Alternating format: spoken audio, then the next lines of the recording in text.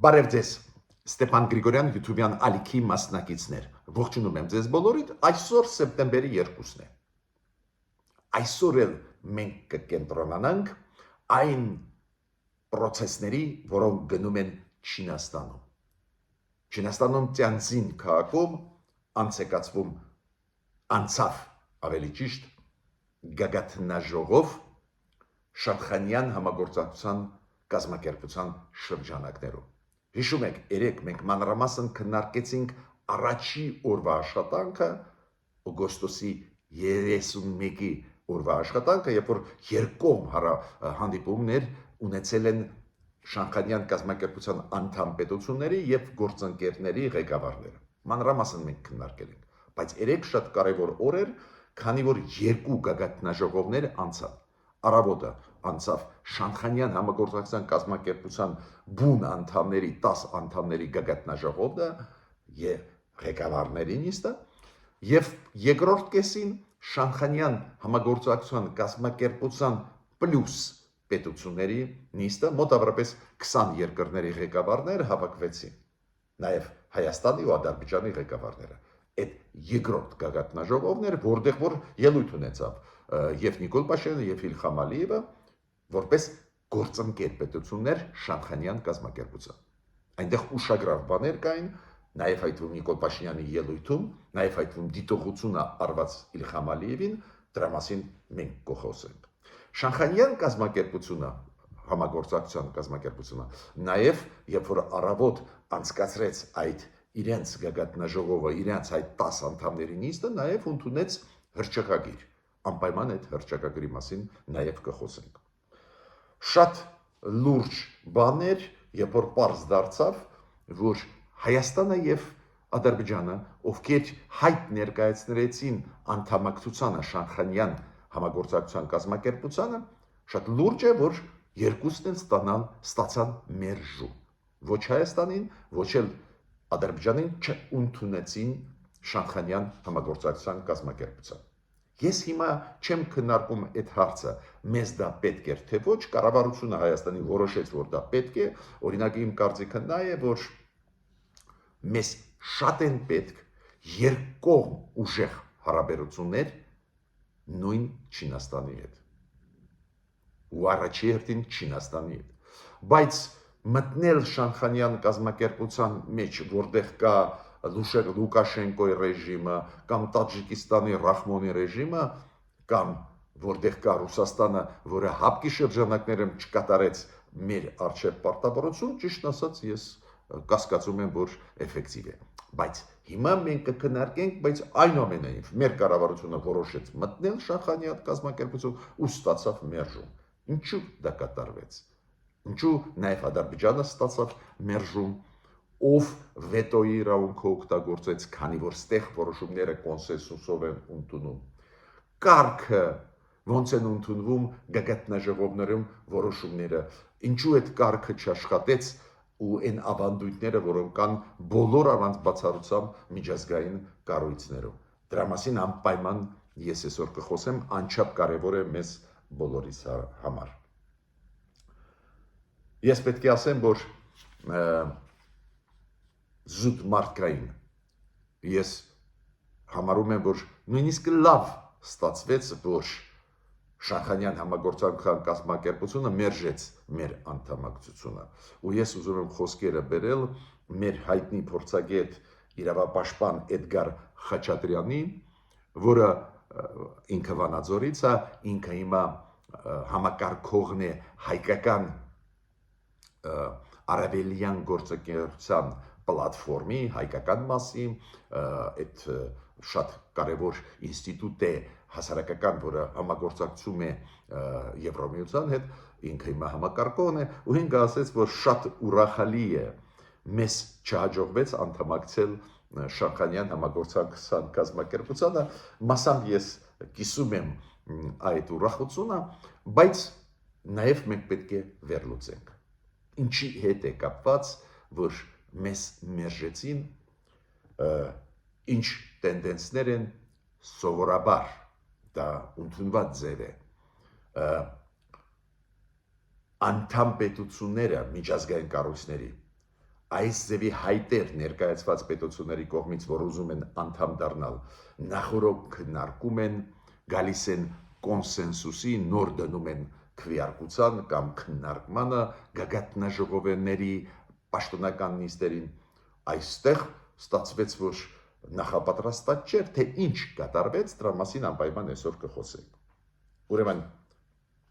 սկսում ենք մեր այսօրվա աշխատանքը։ Ես պետք է ասեմ, որ միշտ, երբ որ սկսում եմ մեր աշխատանքը, ես խնդրում եմ ձեզ բաժանորդագրվել, կիսվել, լայքել։ Տեսակ ժամանակը ցույց է տալիս մեր YouTube-յան ալիքը շատ էֆեկտիվ աշխատում է ու շատ կանխատեսումները իրականություն են դառնում։ Ուրեմն մենք հենվում ենք օբյեկտիվ ինֆորմացիայի վրա, մենք ճիշտ վերլուծություն ենք անում, հերթական մեր կանխատեսումը դարձավ իրականություն։ Հիշում եք,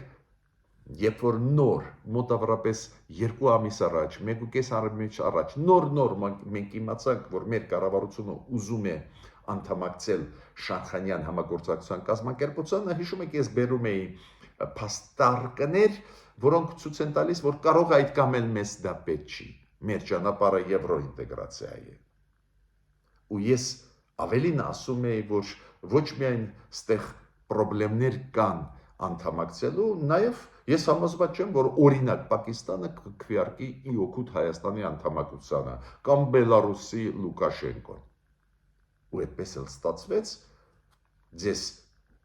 մի քիչ առաջ ընկնելով ասեմ, որ հենց Պակիստանը փակեց մեր ճանապարհը անդամակցության։ Ուրեմն մեր YouTube-յան ալիքի աշխատանքները անչափ կարևոր են ամբողջ հայության համար, եւ սփյուռքայության համար, եւ արցախայության համար, եւ բոլոր առանց բացառությամբ Հայաստանի Հանրապետության քաղաքացիների համար։ Սկսեցինք այսօրվա աշխատանքը։ Ուրեմն երեք Ֆինլանդիայի արտգործնախարարը, որը այսօր Ֆինլանդիան այսօր ԵՀԿ-ի նախագահ երկիրն է, ուրեմն Ֆինլանդիայի արտգործնախարարը գործող նախագահն է ԵՀԿ-ի այդ միջազգային կառույցի, որտեղ որ Հայաստանը կա, նաև 57 երկրներ կան։ Ու Ֆինլանդիայի արտգործնախարարը հայտարարեց, որ լուծարված է ԵՀԿ-ի Մինսկի խումբը։ Այնտեղ էլի տեխնիկական հարցեր կան լուծելու միջև դեկտեմբերի 1-ը, բայց քաղաքականապես լուծարված է ԵՀԿ-ի Մինսկի խումբը։ Մեր արտգործնախարարությունը եւ Ադրբեջանի արտգործնախարարություններն էլ արձագանքեցին ու ասեցին, այո, լուծարված է Մինսկի խումբը, քանի որ բոլոր առանց բացառությամբ պետությունները համաձայնվեցին։ Հիշում եք, լրելով քվեարկությունը անցնում էր։ Մինչև սեպտեմբերի 1-ը, եթե այդ 57 երկրներից մեկը դեմ լիներ լուծարելու, պետք է դիմում գրել, բայց չեղավ, ոչ ոք չփոխեց, Մինսկի խումբը լուծարված է։ Իմ կարծիքը դուք գիտեք, Մինսկի խումբը իրոք վերջի ժամանակներս չէր աշխատում, միգուցե նույնիսկ տրամաբանական է, որ մեր կառավարությունը խաղաղությունը ստանալու դիմաց պատրաստ էր լուծարել ու կառավարությունը չստացավ վերջնական խաղաղության պայմանագիրը, բայց Վաշինգտոնում մեր կառավարությունը ստացավ համաձայնություն Ադրբեջանից ու նախաստորագրությունը ստացավ Ադրբեջանի խաղաղության պայմանագիրը։ Ամբողջությամբ process-ը խաղաղության Ադրբեջանի հետ չի ավարտվել, բայց կարևոր փուլ անցավ, դա է պատճառը, որ մեր կառավարությունը համարում էր, որ գինը դրա այդքան մեծ չի ու լուծարվեց Մինսկի խումբը։ Հիմա ես պետք է ասեմ, որ Շանխանյան կազմակերպության շրջանակներում ու այս անցած 2 օրը իրոք լուրջ process-ներ անցան, մասամբ մենք այսօր երեք խոսացել ենք, այսօր կխոսենք նաև նրա մասին, որ Չինաստանի ղեկավարը Սի Ցզինպինը եւ երբ որ հանդիպեց Նիկոլ Փաշինյանի հետ եւ երբ որ հանդիպեց Իլհամ Ալիևի հետ, հատուկ նշեց, որ մեր հայտերը դառնալ անդամ Շանխանյան կազմակերպության ինքը միանշանակ ողջունում է ու կպաշտպանի։ Ադրբեջանը այս անգամ չէ որ դիմել է, Հայաստանը հիմա դիմել է, Ադրբեջանը նախկինում է դիմել, հիշում եք, Չինաստանը փակեց ճանապարհը Թուրքիայի դեպի Շանխանյան համագործակցության կազմակերպություն, կտրականապես դեմ է Թուրքիայի, անդամակցությանը, բայց Չինաստանը դեմ չի Ադրբեջանի անդամակցությանը, ուղղակի այն ժամանակ էլ Չինաստանը չէր թաքցնում, որ ինքը ուզում է տենալ Շանխանյան կազմակերպության ներսում երկուսին էլ Ադրբեջանը ու Հայաստանը, որ Ադրբեջանը այդ կազմակերպությունում չստանա մեծ առավելություն Հայաստանի դեմ։ Պետք է դա Հայաստանին դե ոչ, այդ առանձին հարց է, ես նոր ասեցի, բայց process-ը նա էր, որ Չինաստանը, որը գլխավոր դերակատարն է Շանխանյան կազմակերպությունում, մեծ գաղտնիք չի, պարզ է քարտուղարությունն էլ Պեկինում է գտնվում, ֆինանսավորումը գալիս է մեծամասամբ Չինաստանից, պարզ է խաղի կանոնները իրանք են թելադրում, իրանք ուզում էին, որ մենք երկուսով մտնենք։ Ուստեղ ինչն է հետաքրքիր։ Մերժվեց։ Երեկվա առաջին նիստում Շանխանյան համագործակցության կազմակերպության գագաթնաժողովի նիստում 10 անդամների ղեկավարները երբ որ հավաքվեցին, միայն անդամ պետությունները։ Օրակարգ կար, այդ օրակարգի շրջանակներում նաև Հայաստանի Ադրբեջանի անդամակցության հարցը կար։ Ոնց է սովորաբար ընդունված, ես պետք է ասեմ, գրեթե բոլոր կազմակերպություններում։ Նախորոք ճշտվում է կարծիքը բոլոր պետությունների այս կազմակերպության։ Այս դեպքում Շանխանյան համագործակցության կազմակերպության 10 անդամների կարծիքը շոշափվում էր նույն Չինաստանի կողմից։ Դեմ են իրանք, որ Հայաստան-Ադրբեջանը մտնեն։ Ու բացառվում է, որ քվեարկության դրվեր այդ հարցը առանց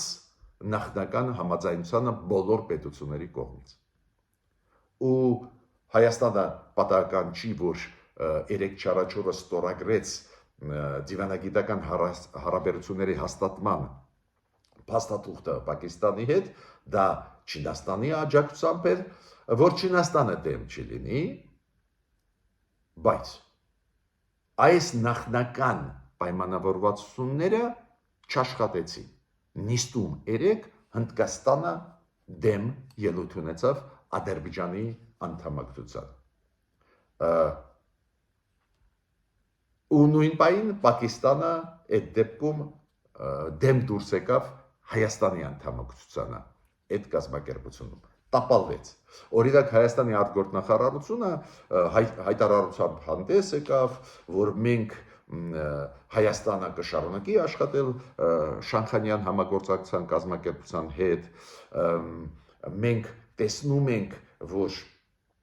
պետությունները Շանխանյան կազմակերպության շատ ուշադիր են Հայաստանի նկատմամբ ու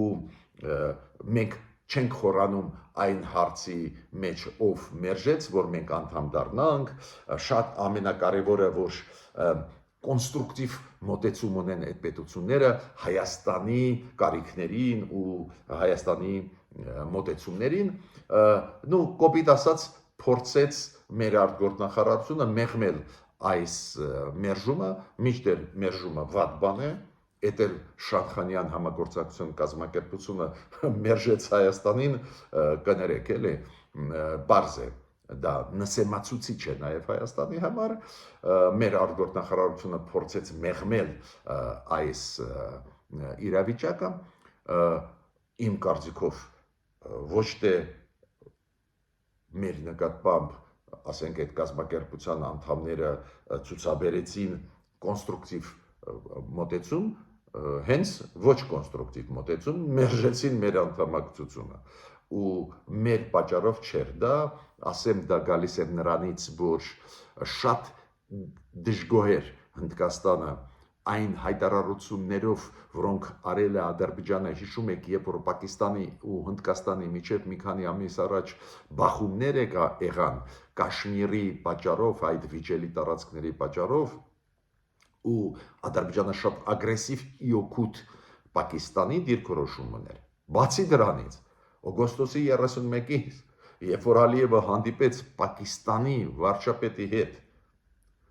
ինքը ասեց, որ շնորհավորում եմ ձեզ, որ դուք հաղթեցիք, հաղթական ավարտ ունեցանք այդ պատերազմում Հնդկաստանի դեմ, դուք հաղթող եք ու Այս Շամխանյան կազմակերպության այդ հանդիպումների շրջանակներում պարզա այդ ինֆորմացիան տարածվեց ԶԼՄ-ների կողմից, պարզա հնդիկները Հնդկաստանի ղեկավարությունը հասավ դա ու պարզ է Հնդկաստանը վերջի պահին մերժեց։ Ուրեմն նախնական համոզված եմ, նախնական Չինաստանը հասավ նրան, որ բոլոր 10 անդամ պետությունները այդ կազմակերպության համաձայնվում էին, որ Հայաստանն ու Ադրբեջանը միաժամանակ ընդունվեն Շամխանյան համագործակցության կազմակերպությանը։ Բայց վերջի պահին Հնդկաստանը դեմ դուրս եկավ, քանի որ բավական լկտի պահվածք դրսևորեց Ալիևը հենց Շանհայում, հենց Շանխանյան այդ գագաթնաժողովում Ծինցյան քաղաքում ու վերջի պահին նիստի ժամանակ Հնդկաստանը ցուցաբերեց կամք ու ասեց, որ քիչ է որ մենք պրոբլեմներ ունենք Պակիստանի հետ, հիմա էլ Ադրբեջանը ագրեսիվ ուզում է մտնի կազմակերպություն, ագրեսիվ հավասարակշռությունը խախտել կազմակերպության ներսում։ Ավելին, Հնդկաստանի ղեկավարը նաև այս գագաթնաժողովում համաձայնություն չտվեց, որ կազմակերպության ծրագիրը դառնա Չինաստանի մեկ գոտի մեկ ճանապարհ այդ հայտնի ծրագիրը։ Ինչու Հնդկաստանը դեմ է, քանի որ Պակիստանի հետ ստորագրեց Չինաստանը պայմանագիր, որի համաձայն այս մեկ գոտի մեկ ճանապարհ չինական ծրագիրը անցնելով Պակիստանով պարզվեց անցնում է նաև Կաշմիրով ու հնդիկները շատ դժգոհ էին ու իրանք ասին բացի դրանից այս գործողն էլ կա ու Հնդկաստանը փակեց ճանապարհը Ադրբեջանի դեպի Շամխանյան համագործակցության կազմակերպության եւ Հնդկաստանը փակեց ճանապարհը, որ այս ծրագիրը մեկ գոտի մեկ ճանապարհ դառնա ամբողջ կազմակերպության ծրագիրը։ Նույն պահին Պակիստանը փակեց Հայաստանի ճանապարհը, քանի որ Պակիստանը դաշնակից է Ադրբեջանի հետ ու նույն պահին Պակիստանը փակեց ճանապարհը Հայաստանի Շամխանյան համագործակցության կազմակերպության անդամ դառնալուց։ Ուրեմն նախաձեռնողը այդ process-ի Հնդկաստանն է, քանի որ Ալիևը բավական կոշտ արտահայտություններ արեց Հնդկաստանի դեմ, բայց հետո Պակիստանը աջակցեց Ադրբեջանին այն առումով, որ թույլ չտվեց, որ Հայաստանը առանց Ադրբեջանի մտնի այդ կազմակերպություն։ Նորից կրկնում եմ, ընդունված ձև է համաձայնեցնել այս ձևի հարցեր, որոնք ընդունվում են կոնսենսուսով, ոչ թե մեծամասնությունով, բոլորը պետք է համաձայն լինեն։ Համոզված են Չինաստանը արեց այդ աշխատանքը, բայց վերջի պահին հանգամանքները փոխվեցին, Հնդկաստանը դժգոհ լինելով բավական կոշտ արտահայտություններից Ալիևի, ստիպված գնաց այդ քայլի։ Չեմ թաքցնում, որ ես ուրախ եմ, որ Հայաստանը չդարձավ Շամխանյան համագործակցության կազմակերպության անդամ, շատ չեմ թաքցնում, որ գոհ եմ, բայց ուսումնասիրել պատճառները անհրաժեշտ էր, ես այդ պատճառները ձեզ ներկայացրեցի։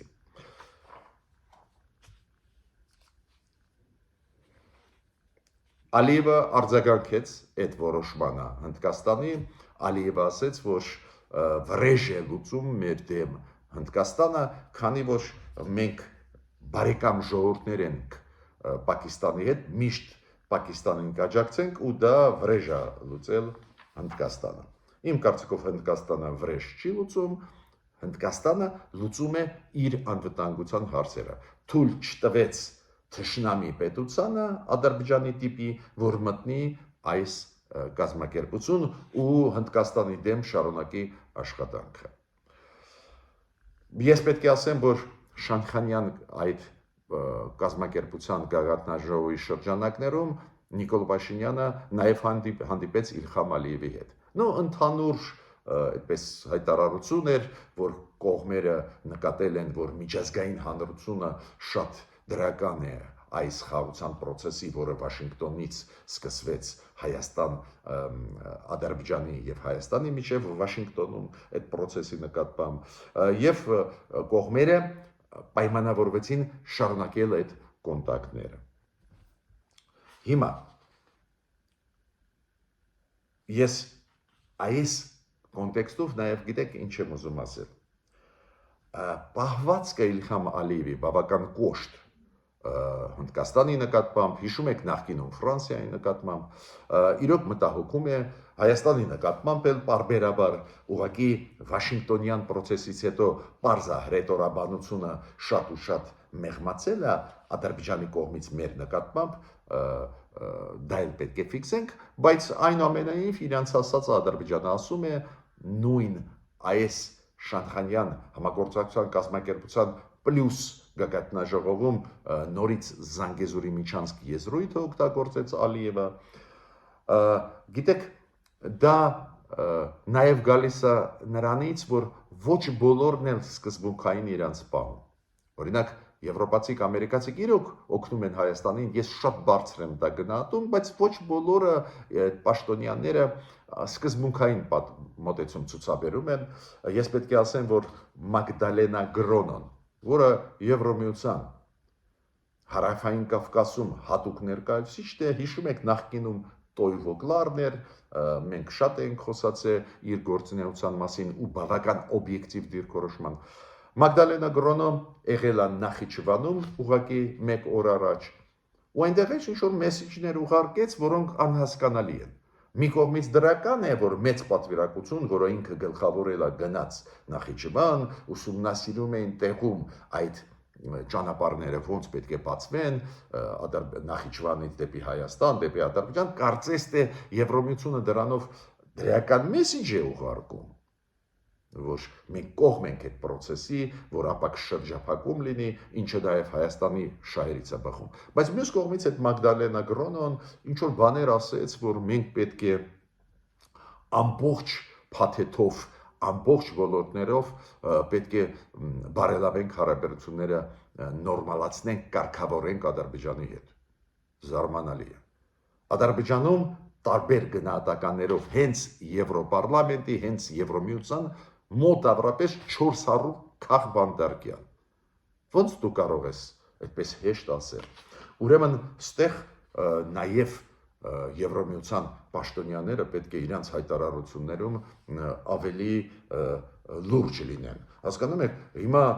դրանով կարծես թե դու ոգևորում ես Ալիևին ու տեսակ ես հիմա այլ հարցերից, հայերի հարցերից չեմ խոսում, ես խոսում եմ ադրբեջանցիների դեմ ուղված Ալիևի քայլերը 400-ից ավել քաղբանդարկյալ, որը ճանաչում է Եվրոխորհուրդը, Եվրոմիությունը, ու ասենք այդպես հեշտ ասես, որ մենք պետք է լավացնենք հարաբերությունները Ադրբեջանի հետ բոլոր ոլորտներում ու այդպես հեշտ մոտենաս։ Այդ խնդիրները կան, այդ խնդիրների հետ մենք պետք է աշխատենք։ Ես հիմա անցնում եմ ելույթին շատ կարևոր Նիկոլ Փաշինյանի ՇՕՍ պլյուս գագաթնաժողով։ Իլհամ Ալիևի ելույթի մասին չեմ խոսալու, այդ ելույթը մոտավորապես բանի համաձայն, խաղի կանոնների համաձայն, օրակարգի համաձայն, ռեգլամենտի համաձայն 6-7 րոպե տրվում է ղեկավարներին, այդ գագաթնաժողովում տրված էր։ Ալիևը խոսեց այն Զանգեզուրի Միչանսկի մասին, այն հնարավորությունների մասին, որոնք բացվում են, եթե ճանապարհները բացվեն, ապա շրջափակման մասին խոսեց, ասեմ ձեզ հրետորաբանությունը ագրեսիվ չէր, ու միայն ինքը կենտրոնացած էր օգուտներից, ասես որ օգուտներ եւ տարածաշրջանի երկրները կստանան եւ արտատարածաշրջանային երկրները, բայց գլխավոր մեր դժգոհությունը, որ ինքը նորից օգտագործեց Զանգեզուրի Միչանսկ եզրույթ։ Ու իր ելույթում Նիկոլ Փաշինյանը ինքը Ալիևից հետո ելույթ ունեցել, ինքը դա նշեց, դա շատ ողջունելի է։ Ինչ ասեց իր ելույթում Նիկոլ Փաշինյանը։ Նու առաջինը շնորհակալություն հայտնեց Սի Ցզինպինին հրավերի համար, ջերմ հրավերի համար կազմակերպելու այս ձևի կարևոր գագաթնաժողով Շանխանյան կազմակերպությունների պլյուս։ Երկրորդը ինքը պատմեց Վաշինգտոնյան որոշումների մասին օգոստոսի 8-ի, պատմեց նրա մասին, որ նախաստորագրվեց խաղաղության պայմանագիրը, ասեց, որ դա նշանակում է, որ խաղաղությունը հաստատվի, ասեց նաև հռչակագրի մասին, որը ստորագրեցին Հայաստանը, Ադրբեջանը ու վկայության ստորագրություն դրեց Դոնալդ Տրամպը, ասեց, որ բարձ է, որ խաղաղության խաչմերուկի մասին ու որ խաղաղության խաչմերուկը ինքը տեղավորվում է մեկ գոտի, մեկ ճանապարհ այդ չինական ծրագրի մեջ, խոսեց նրա մասին, որ Պակիստանի հետ դիվանագիտական հարաբերություններ հաստատվեց իմիջիայից ես դա ողջունում եմ, ինչքան էլ Պակիստանը մեր դեմ է, բայց պետք է սկսես երկխոսություն, որ մեղմացնես Պակիստանի բացասականը քո նկատմամբ, ասեց դրա մասին, որ Չինաստանը ու Հայաստանը ստորագրեցին շատ կարևոր համատեղ հայտարարություն, որ անցնում են ռազմավարական հարաբերությունների մակարդակի, բայց շատ կարևոր դիտողություն արեց Նիկոլ Փաշինյանը Իլհամ Ալիևին։ Ինքը ասեց Վաշինգտոնում կար պայմանավորվածություն, որ տերմինոլոգիան, լեքսիկոնը, որը կօգտագործվի, չի պարունակի իր մեջ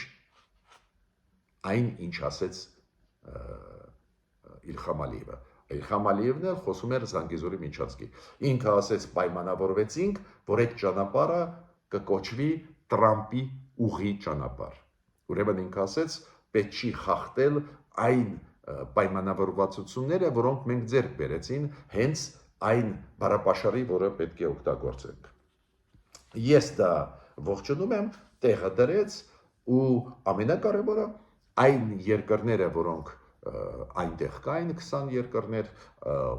նաև հայտվում Պակիստանի վարչապետը, որը լսեն Հայաստանի կարծիքը, այստեղ խնդիր չկա։ Նորից կրկնում եմ, ու դա շատ կարևոր բան է, որ ես կողմնակից եմ, որ Հայաստանը ինտեգրվի դեպի Եվրամիություն։ Ու ավելին, կա եւ պարլամենտի որոշումը, եւ կառավարության, բայց ոչ ոք չի բացառում, որ մեր ու չի ասում կառավարությանը մի կաշխատի այլ խաղացողների հետ։ Օրինակ ես ողջունում եմ, որ Չինաստանի հետ ռազմավարական մակարդակի անցնում են հարաբերությունները։ Այդ հայտարարությունը համատեղ ես կարդացել եմ, ոչ մի Եվրոպայի դեմ, Ամերիկայի դեմ այնտեղ ոչ մի դրույթներ չկան։ Բայց երբ որ մենք խոսում ենք այլ միջազգային կառույցների մասին, ստեղ մեր կառավարությունը շատ զգուշավոր պետք է լինի։ Շանխանյան համագործակցության կազմակերպության նիստերին որպես գործընկեր պետություն նույնիսկ պարտավոր ես գնալ, ոչ միայն կարելի է, նաև պարտավոր ես գնալ, որ օրինակ այնտեղ Ադրբեջանը իր ստերը չփչի, բայց անդամակցության հարցը ուրիշ է։ Ու ես չեմ թաքցնում, որ գոհ եմ, որ չանցանք մենք, բայց դիվանագիտական տեսանկյունից, միջազգային իմիջի տեսանկյունից պարզ է լավ չի, որ մեր տիպի երկիրը, որը միանշանակ ժողովրդավարության ճանապարհով է գնում, միանշանակ ունի դրական իմիջ աշխարհով մեկ, որ իրան մերժեն, էդ ով մերժի Պակիստանը։ Ու վերջինը, ինչ ուզում եմ ասել, նաև շատ կարևոր, կամ նախավերջինը, Պուտինը շատ էր ուզում հանդիպել գոնե ոտի վրա Իլհամ Ալիևի հետ։ Ինչքան հասկանում եմ, երեկվա երեկոյան պահի մակարդակով հանդիպում չէ կայացել։ Չգիտեմ, կարող է ուշ երեկոյան 3 հանդիպում եղել է, ասենք Պուտին Ալիև ոտի վրա ինչ որ միջոցառման ժամանակ, ասենք ճաշկերույթի ժամանակ կամ ինչ որ այլ միջոցառման ժամանակ գագաթնաժողովներից հետո, բայց երեկոյան տվյալներով երեկվա Պուտինը չկարողացավ հանդիպել Ալիևի հետ, դա մոտավորապես Երևանի ժամանակով ժամը 5-ն էր, ու Պեսկովը ասեց դեռ չեն հանդիպել, բայց Պուտինը ուզում է, բավական ծանր է իրան պահում Ալիևը։ Ու պետությունները Շարխանյան անդամ 10 պետությունները Շահյանյան համագործակցության կազմակերպության ընդունեցին հռչակագիր։ Հռչակագրում իրանք ասեցին, որ աշխարհ քաղաքական պայքարը սրվում է։ Մարտահրավերները ավելանում են։ Համաձայն եմ այդ գնահատականի հետ, իրոք բարդ է վիճակը, ու իրանք ասեցին նաև մարտահրավերները ուժեղանում են Շանխանյան համագործակցության պետությունների շրջանակներում։ Ավելին, իրանք ասեցին, որ մենք դեմ ենք այս սրված աշխարհում, դեմ ենք, որ պետությունների դեմ միակողմանի սանկցիաներ կիրառվեն, ու դրանով իրանք ինչ-որ չափով պաշտպանություն են անում Ռուսաստանին։ Շահյանյան կազմակերպության անդամ պետությունները, Հայաստանը անդամ չի, նաև դատապարտեցին այն հարվածները, որը Իսրայելը եւ Միացյալ Նահանգները հասցրեցին Իրանին։ Շատ են քննադատել Գազայում իրավիճակը Իսրայելի պատճառով, որ հումանիտար ծանրագույն վիճակ է, ու ասեցին, որ պաղեստինցիների հարցը պետք է լուծվի միայն միջազգային նորմերի համաձայն, արդար պետք է լուծվի։ Ես ինչու մանրամասն այս երկու օրը խոսում եմ Շահյանյան համագործակցության կազմակերպության գագաթնաժողովի մասին, process-ների գագաթնաժողովի շուրջ, քանի որ Հայաստանը մասնակցեց ու այնտեղ կան հետաքրքրություններ Հայաստանի համար էլ, ես չեմ թաքցնում, ճիշտ է գնալը, ճիշտ է մասնակցելը, շատ կարևոր է, որ Չինաստանի հետ ստորագրվեց ռազմավարական մակարդակի հայտարարություն, շատ կարևոր է, որ Պակիստանի հետ մենք դիվանագիտական հարաբերությունը հաստատեցինք, պարզ է նույն պայն Պակիստանը փակեց մեր ճանապարհը Շահյանյան կազմակերպության անդամ դառնալու, բայց ցանկացած դեպքում մեղմացնել հարաբերությունները անհրաժեշտ է դիվանագիտական հարաբերությունների հաստատումից հետո։ Շատ կարևոր ելույթ ունեցավ Նիկոլ Փաշինյանը այս կազմակերպության գագաթնաժողով պլյուս նիստում, շատ կարևոր տեղադրեց Իլհամ Ալիևին, կոռեկտ, բայց տեղադրեց ու մեծ process-ներ են գնում։ Ես համարում եմ, որ մեր եվրոինտեգրացիոն ճանապարհը այլընտրանք չունի ու Շահյանյան այդ կազմակերպության գագաթնաժողովը դա ցույց տվեց, բայց նորից կրկնում եմ, մենք չպետք է բացառենք երկկողմ խորացնել հարաբերություն տարբեր խաղացողների հետ, նույն Հնդկաստանի հետ, նույն Չինաստանի հետ, նույն Իրանի հետ, Վրաստանի հետ, դա չպետք է լինի մոտեցում այդպես, եթե գնում ենք եվրոինտեգրացիա, աշխարհ չկա, աշխարհ կա, աշխարհի հետ պետք է աշխատես ու ճիշտ են անում աշխատում են, բայց ես ճիշտ ասած դեմ էի Շահյանյան համագործակցության կազմակերպության անդամակցությանը, բարեբախտաբար զարգացումն այդպես գնաց, որ մեզ մերժեցին։ Ես ավարտեցի իմ ելույթը, մինչ նոր հանդիպումներ։